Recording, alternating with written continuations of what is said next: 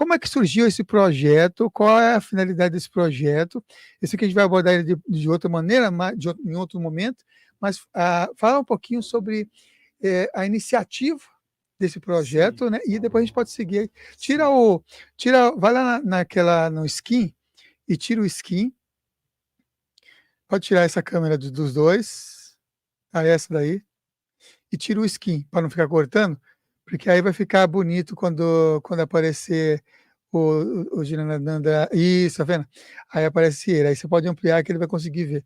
Então, como é que surge então esse projeto? E ficou uma arte bonita, aqui algumas poucas folhas com imagens. Quem foi que fez essa arte? Incrível que pareça, o processo evolutivo da humanidade, nesse momento, eu acho que vale a pena, porque todos os mestres hoje, todos os mestres que falamos, todos eles, inclusive outros que não vieram para cá, o planeta Terra está passando um momento de transição planetária. Um momento de sair da era da materialismo e de intelectualidade ligada à matéria. Entrar numa era mais da beleza, da arte, da cultura e da espiritualidade. Isso vai mudar tudo, vai mudar tudo. Não dá para falar que é tudo, senão vamos... Assim, então, que primeiro fiz isso aqui são dois jovens, uma irmã e um irmão, a Caroline, né? A Caroline é uma irmã que inclusive tem um lugar no Instagram chamado Confio. Ela fez um Instagram dele para divulgar coisas boas para o mundo. Quase ela não aparece lá. Quase ela não aparece. Mas está servindo. Ela é uma arquiteta. E como arquiteta, com essa cabeça de nova era, nova mudança, transformação, ela se apaixonou muito com essa possibilidade de uma educação que atende a criança como um todo e formar novos líderes. É um projeto de criação de líderes. A visão antiga da educação, a visão antiga da universidade, mas que estamos resgatando. O outro é o Ari. O Ari é um cara das relações internacionais. Ele viajou o mundo inteiro, é um arquiteto, relação internacional, arquiteto, poliglota. Ele escutou, nos encontramos lá na Bahia, vamos fazer isso na Bahia. Ele queria voltar para a Índia, mas ele decidiu de ficar no Brasil. Agora, onde nasce essa ideia? A ideia do projeto per se. Depois daquela trajetória que eu teve, estudo criança na África, estudo universitário, virar monge, depois de monge. Alguns anos aqui no Brasil, eu estudei muito sobre... Tem tanto conhecimento bom, por que não se materializa? Tem tanta gente de boa vontade, por que não transformamos? Aí estudei bastante sobre como que o mundo é conduzido. Eu mesmo fazendo meus estudos. Levou uns 7 anos assim de imersão. Me lembro, nem lia muitos livros, estudava mais isso. E aí observei os trabalhos que todos os movimentos espirituais fazem. É muito fácil encontrar alguém que já está pronto, como essas pessoas que estão fazendo esse trabalho hoje. Eles aprenderam a meditar e querer se dedicar como monge. Mas esse grupo é pequeno. A humanidade, a grande humanidade, não é desse jeito. E se você vai mudar, vai transformar, transição, vai fazer uma transição, tem que ter, no mínimo, eu vou falar matematicamente 50-50. Isso é falar demais, porque, como você falou de crescimento e magnitude da mente humana, não vão precisar 50-50 as proporções. As proporções vão ser de 20 a 80, de 30 a 70, alguma coisa assim. E essas pessoas, normalmente, não vão vir nos caminhos espirituais. Esse de um lado. Do outro lado, os caras do caminho espiritual, alguns deles são tão desligados com o mundo, não tem pé no chão, que para eles entram de tudo. Não precisa nada mais. Tá tudo bem. São devotos, ama a Deus, quer ser tal, ótimo. Mas e os demais? Então, os mestres, inclusive meu professor do Tantra, Prabhataranya Sarkar, em 82, ele começa a filosofia do neo-humanismo. Ele analisa o humanismo, ele mostra como o antropocentrismo excessivo levou à destruição do meio ambiente, como a questão do humano superior e inferior levou à exploração do próprio humano, E, finalmente, o humanismo, que é uma coisa bonita do renascimento humano, acabou se matando. Então, ele fala neo-humanismo, novo humanismo, que é o humanismo do passado, mas que você abrange a criação como um todo, plantas, minerais e animais. Com essa visão, ele mostra, então, mecanismos, você pergunta as camadas do universo. Como falamos das camadas do universo, as diferentes camadas, 5 camadas da mente humana, são também embutidas nas camadas do universo. Então, o desenvolvimento do ser humano, de forma efetiva, vai ter que desenvolver todas as diferentes camadas da mente humana. Para isso, não precisa ser um espiritualista devoto de alguém. Uma fase de ideia desse é totalmente intelectual, é totalmente pensar racionalidade. É claro que esse pensar racionalidade não é materialista, porque se ficar materialista, fica numa bolha do materialismo. A bolha do materialismo faz que as pessoas não saiam do âmbito material. Esse, infelizmente, eu posso dizer isso aqui, que eu encontro muitas pessoas inteligentíssimas que adotaram essa ideologia materialista, como muitos de nós. Também nós adotamos algum momento na vida, que é tudo igualdade, matéria, economia, toda essa coisa. Mas, ao aprimorar a mente, você veja que não entende como o psique humano é o fator principal dos acontecimentos. Não é a matéria que é o fator principal da coisa. A própria economia é resultado do pensar humano. Então, o fator principal não é a matéria. O fator principal é a humanidade, a mente humana. Esse aspecto, aí quando você pega a mente humana, você entra em várias coisas que os humanos fazem, sem ter que sentar e meditar. Aquela coisa de eu concentrar, que esse aqui é um Deus, também meditando consegui isso. Muita descoberta, a criatividade, a intuição, a telepatia. Já tem gente que nasce com isso. Isso pode ser treinado com as crianças, né? E quando eles crescem, nesse seu livre-arbítrio, eles vão decidir o que eles fazem. Afinal de contas, cada um, todos são livres. Entende? A liberdade real. Então, eu estava no Covid, viajei lá em Algodão, e fecharam. Chegou no 19, 22, fecharam as portas. Aí cheguei na cidade, fiquei na cidade. E durante esse tempo de Covid, que realmente foi uma grande oportunidade de voltar em mim mesmo e analisar meu trabalho com o mundo. E entendi que eu posso continuar fazendo um monte de palestra para transformar a pessoa em yogi. Vamos continuar fazendo isso? Está maravilhoso, está ótimo. Mas o que estamos fazendo para os comuns de mortais, simples, humanos bons, que não têm essa oportunidade de conhecer tantas coisas que estamos falando aqui? É somente dando uma educação apropriada para todos.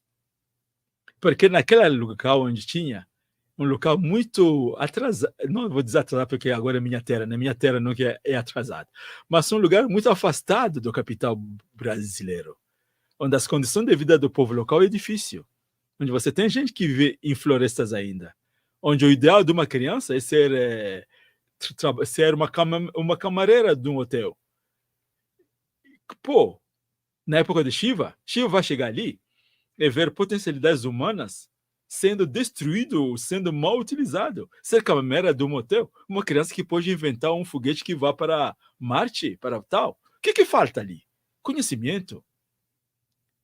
Conhecimento. Além do conhecimento, com conhecimento você gera o resto, riqueza, inteligência. Então, eu, com os colegas que eu tenho amigos lá, tem o Gustavo, que é um tântrico também praticante de Tantra, Fabiola, tem a Maia, e não dá para citar, se não vou citar todo mundo, por favor, me desculpe, não dá para citar vocês todas. Mas são gente que estava mobilizada, a Alessandra, que eu chamava de governador daquela região, estava mobilizada a tentar amenizar o sofrimento do povo lá. Aí fazia feira, aí eu pegava comida, a produção alimentar é difícil lá. A terra é de areia. Então, junto, sonhamos de criar uma cidade modelo. Vamos acabar essa miséria e criar uma cidade modelo. E dessa cidade modelo, o que seria? A educação no centro. O carro-chefe é a educação. E essa educação, todo mundo envolvido na educação, e a educação fazendo o projeto transversal dos professores, de todas essas pessoas que têm boa vantagem com a comunidade. Uma coisa que interage, criança, pai, comunidade. Cara, esse foi o sono. Você não imagina, eu vivendo em São Paulo, todo mundo me fala, você é um louco. Você vai lá longe para começar. Mas você pode dizer também uma coisa. Eu vou te dizer isso ao público hoje. Querido, durante esse tempo de Covid, quando eu chego lá, naquela região de algodão, naquela região da Bahia, me senti em casa. Não pelo estar entre os negros lá, não. Nem sou negro, né? São dravidianos, portugueses e ingleses e tal. Mas pelo fato daquele lugar trazer de volta memórias muito antigas. Ali que eu experimentei que a minha vinda no Brasil não foi por acaso. E na época antiga veio por um trabalho específico. E nessa vez voltei. Estou falando de um jeito meio estranho, né? Eu acho que eu tenho que baixar a bola aqui, né? Assim, ó, eu senti uma conexão muito grande com o local. Eu senti que temos que dar uma contribuição muito grande. Eu tive uma visão de seres vindo do outro lado do Atlântico e chegando ali e dando uma luz ao Brasil e à América Latina inteira. Eu achei que pode ter sido a missão que eu tinha antes, mas que não cumpri. O que não sei o que aconteceu. Aí vocês, evidente, vocês vão me contar isso. Mas eu senti que é um resgate da missão civilizatória da humanidade. E a educação é chave. Sem educação, não tem progresso. E essa educação tem que ajudar o cidadão a ter um intelecto afiado. Ao mesmo tempo afiado, mas muito amoroso. Um conhecimento que ele assimila. O método educacional que foi inventado com a Revolução Industrial é um método de memorizar. É interessante, memorizar muitas coisas, não me lembro de todas elas. Para que serve esse tipo de memorização? O processo tem que dominar o conhecimento. E essa parte é uma parte que nasce do conhecimento das outras camadas da mente humana.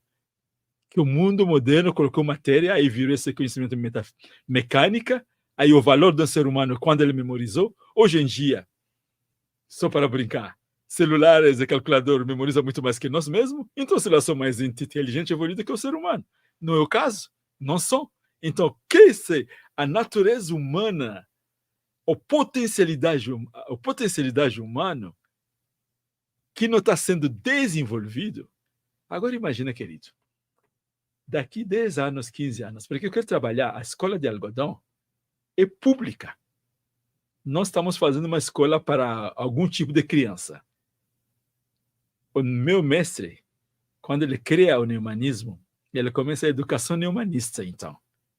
A ideia é libertar o intelecto humano de qualquer tipo de limitação que o bloqueia, que o limita e impede o florescimento do amor que já tem dentro dele mesmo. Porque Deus está ali. Tudo está ali dentro. É crescer. Isso é o topo. Até lá, como falamos, camadas. E junto com o torno, ir aplicando esse intelecto livre a encontrar soluções para os desafios que a sociedade tem. E queremos fazer esse experimento nessa região, onde o povo é mais afastado, vai dar certo, e depois de dar certo, lá, podemos dizer para o Brasil, está dando certo aqui por dar. Não que a Ana Maga não faz, não temos escolas aqui em São Paulo. Temos escolas no Rio Grande do Sul, em Belo Horizonte, no Pará. Mas essa aqui, eu estou querendo ir um pouquinho além da sala de aula. Um campus, aquela visão antiga de Gurukul, pessoa que entende Gurukul, campus universitário, onde se cultiva o conhecimento. Conhecimento intelectual, conhecimento agrícola, conhecimento econômico, conhecimento daquilo, para que esses elementos, tudo que são os elementos que a sociedade necessita, os meninos treinados nisso, quando vão entrar nos seus campos, tem conhecimento, tem base. Nunca massa de manobra. Outro elemento. Nunca massa de manobra. De ninguém. Muito bom. Vamos passar as próximas imagens aí, Mihael. Tem a proposta, posso passar, não vai dar para a gente ler, que a gente vai ver no outro programa, do neohumanismo, pode passar mais o projeto, que eu quero ver mais imagens. Olha aí, situação atual, volta. Essa casinha, por exemplo, quando geramos essa ideia com essa comunidade, encontrei um amigo meu, Vinícius. Eu falei dele sobre esse projeto, eu falei, Dada, vou te apoiar. Aí ele comprou esse local. É caríssimo lá. É pequenininho, mas é caro, porque é uma área de praia. Então ele gastou 200 mil. Então você vai dizer, compra esses 200 mil? Não dá, que isso? Não. Não pelo o valor da coisa, pela ideia que queremos fazer. O que dá valor às coisas, às vezes? Qual valor você coloca? Esse local pequeno vai criar líderes do futuro dessa região toda. Quem sabe do Brasil e do mundo. Então ele comprou isso aí e doou para o Instituto. Então já estamos andando, entendeu? Um passo andando. E tem tudo isso, arquiteto trabalhando, esse grupo inteiro de gente lá que estão trabalhando juntos. Aí a ideia realmente é fazer essa estrutura para pegar o máximo de criança fora de aula. O pessoal me pergunta, Dada, por que você faz o segundo andar? Por que não faz cabanezinha? Porque não tem uma grande terra. E não quero nenhuma criança fora de sala de aula. Então, vou fazer essa estrutura mesmo, mas também vai ter muito espaço. Já tem, esse meu amigo, outros estão pensando já, mas precisa ver acontecer, né? É isso. E a ideia, inicialmente, era fazer em 3 etapas. Em 3 etapas, arrumar aquela casinha, ampliar um pouquinho, pegar uns 30 crianças, depois ampliar um pouquinho mais, pegar 60, aí depois ampliar, pegar 120. Aconteceu que fizemos um censo para ver quantas crianças de ensino infantil que não estão em aula ainda, que não estão sendo cuidados, né? Em 4 bairros só, 4 bairros daquela região. Tinha 140. Aí dialogamos com a prefeitura, a secretária de Educação lá, uma mulher também incrível, a senhora Osana, bastante dedicada, e o prefeito lá da região, decidimos de colocar todas essas crianças em sala de aula. Então, a minha ideia, que nós sabemos, né, começa pouco a pouco, né, colocou uma pedra, depois outra, ficou mudada pela demanda da localidade. Não dá para continuar deixando as crianças soltos, porque os pais que não têm base vão trabalhar. O que vai acontecer? Então, hoje o objetivo é de construir, chegar a atender todos 120 crianças. Já tem outras escolas que atendem alguns, né? Então, de 140, 120, aí 100. E criamos uma rede. Criamos uma rede entre nós. Essas escolas que estão lá, vamos estar fazendo o trabalho juntos. Inclusive, essas 2 semanas do final do ano, não fui no retiro, não fui no final do ano para relaxar. Fiquei trabalhando contra o grupo de professores aqui em São Paulo para criar a estrutura do treinamento que vamos fazer com os professores por 2 anos. Cada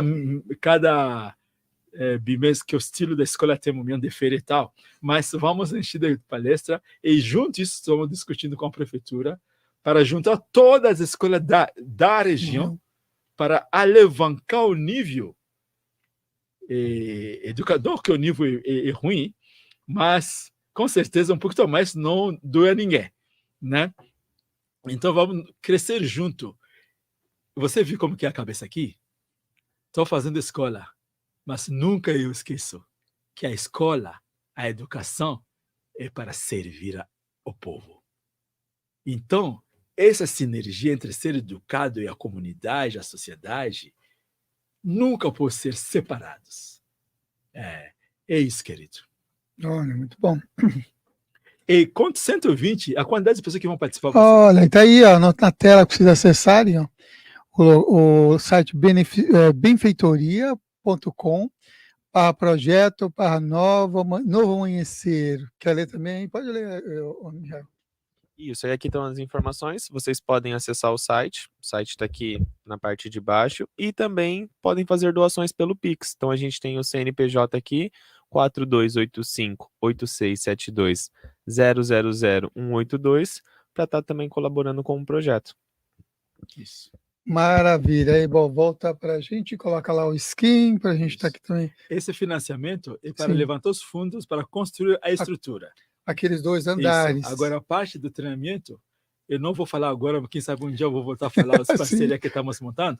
Legal. Mas tem uma possibilidade de uma parceria de um grupo de empresários de São Paulo, né, que se une numa sociedade específica, né, nos ajudarem nisso. Isso que vai nos permitir, né, conduzir os treinamentos lá. Aí, dali, esse treinamento que vamos fazer lá vai ser disponível para o Brasil depois. Ótimo.